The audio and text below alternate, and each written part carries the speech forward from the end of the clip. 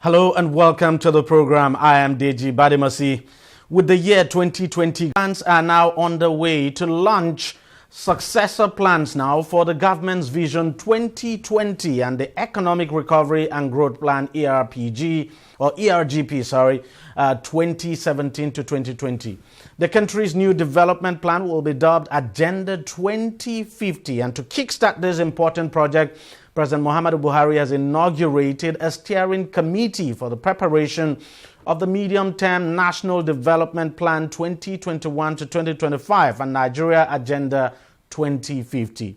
The committee, chaired by top businessman Atedo Peter Side and Finance Minister Zainab Ahmed, will oversee the governance structure comprising the Central Working Group and 26 technical working groups. Now, according to the president, the main objectives of these successor plans are to lift 100 million Nigerians out of poverty within the next 10 years, something close to what China did some years ago. Joining me now to speak more on this is Tilewa Adebajo, who is the CEO of the CFG Advisory. He joins us via Skype. Thank you very much for joining us on the program.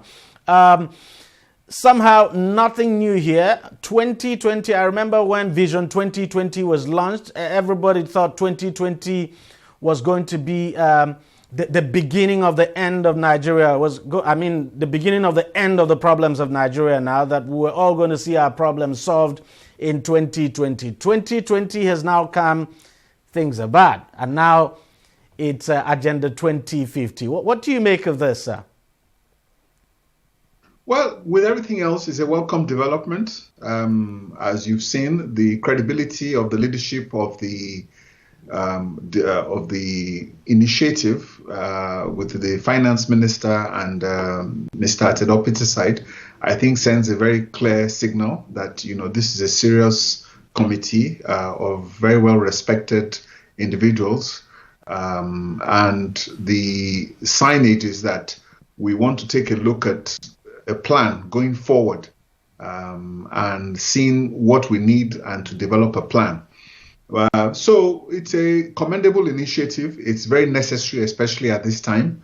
And it's also very important that we should not forget the economic sustainability plan, which is supposed to be an interim solution to the economic recovery growth plan with the situation we face ourselves with the pandemic, of the double whammy of both the pandemic and the economic shocks. So while it's a welcome development for long-term planning, we must also not forget the immediate needs and the challenges we're facing today. Now, the main objective of this is to lift 100 million Nigerians out of poverty. We saw China do something like that, but China was very well committed and dedicated to its own objective, and at the end of the day was able to achieve it. Now we're trying to copy China. Of course, our model would definitely be different.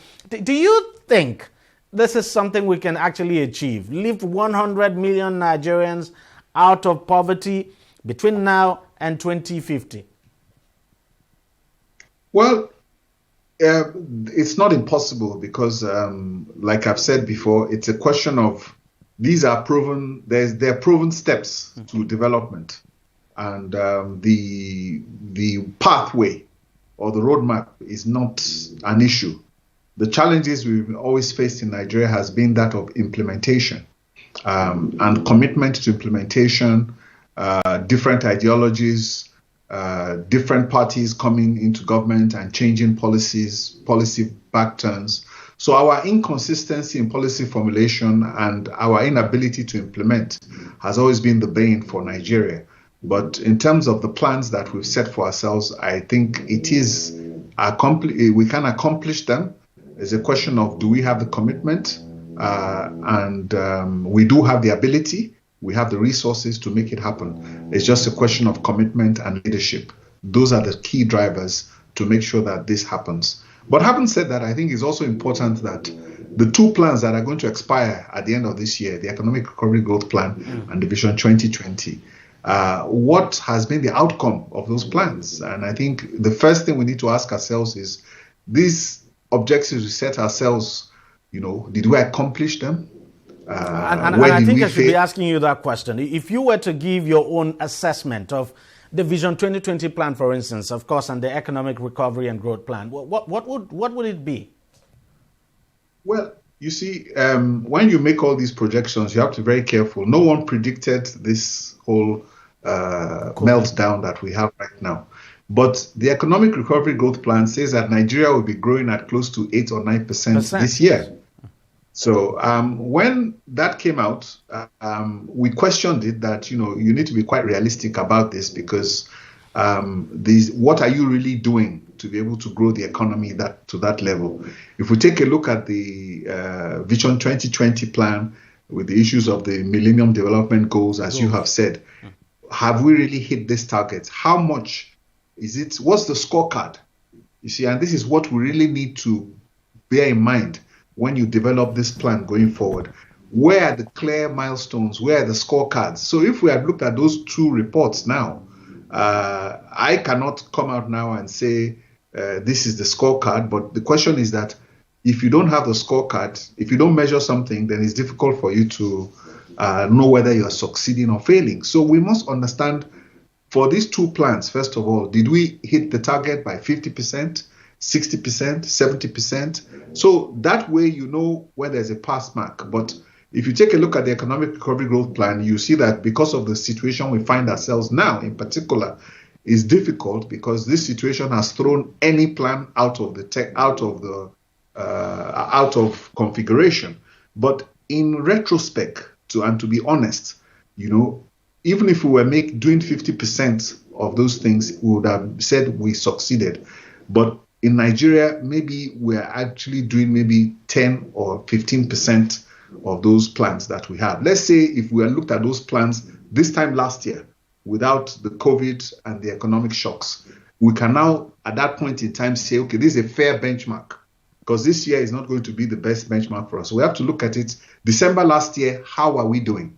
And if you ask me those questions last year, I would probably give those two plans 25% pass mark.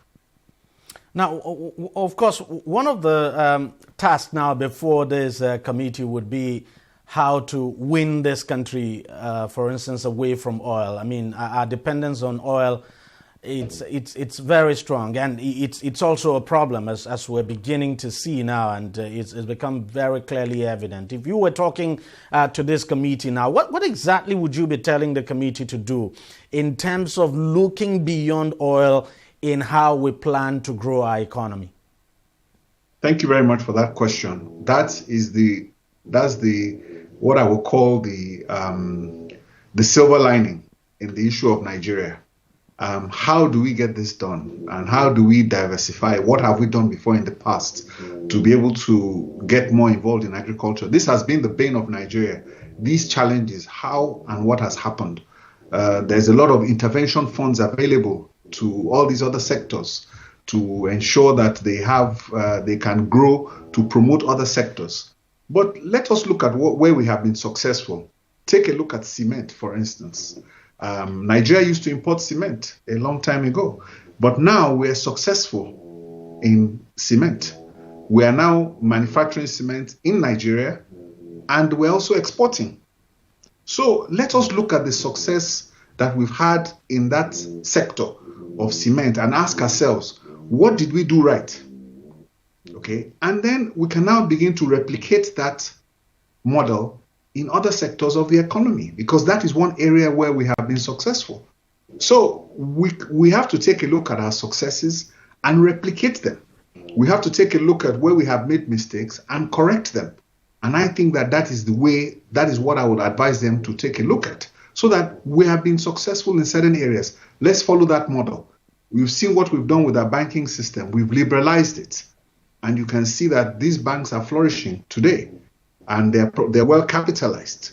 So we have areas of successes, and I think all we need to do is to replicate our success and learn from our mistakes. And this is very crucial for us, because you look at the world today, the world is looking beyond oil. All over the world, they're talking about green, they're talking about going green, they're talking about phasing out fossil fuel driven cars and all of that. So if we're not able to, at this point now, begin to plan our economy beyond oil, then we're going to be in a serious trouble. Exactly, and you've hit the point, because a lot of European companies have said that by 2035 or so, they're going to phase out a lot of the fossil fuel cars, and the world is changing. So the demand for our product is going to become much limited. And one of the emphasis of this plan, like you said, is that it is now more important for us to diversify economy than any other stage in the development of this country. And that point you've raised, I think, hits the nail on the head. One final question before I let you go, sir. Why is it always difficult, for instance, to match GDP growth or economic growth, if you like, with human growth? So at some point when Nigeria was growing, say, at 6%, even at some point at 7%, human growth was still very, very poor.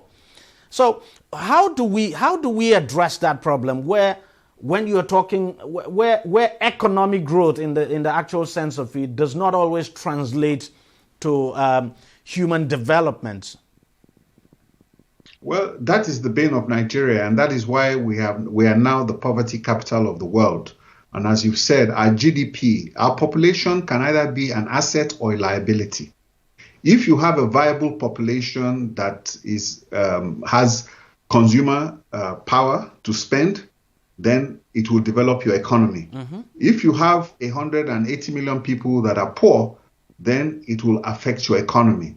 So it is important that our output, the GDP of this country, is growing by at least 6 to 7% per annum, since our population is only growing at 3.5% per annum, so that basically your output can cover your population growth. It's very simple.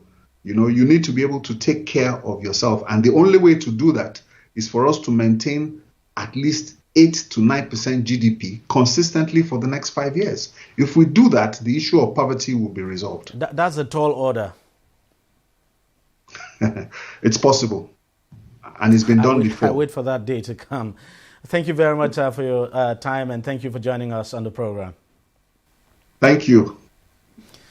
All right, that was Tilewa Adebajo, who is the CEO of CFG Advisory. He joined us via Skype from Abuja. We'll take a short break now. I'll be right back. On DEJI360, we don't just ask the questions. What is wrong with amending the Constitution the way the National Assembly members have been doing it? We seek answers.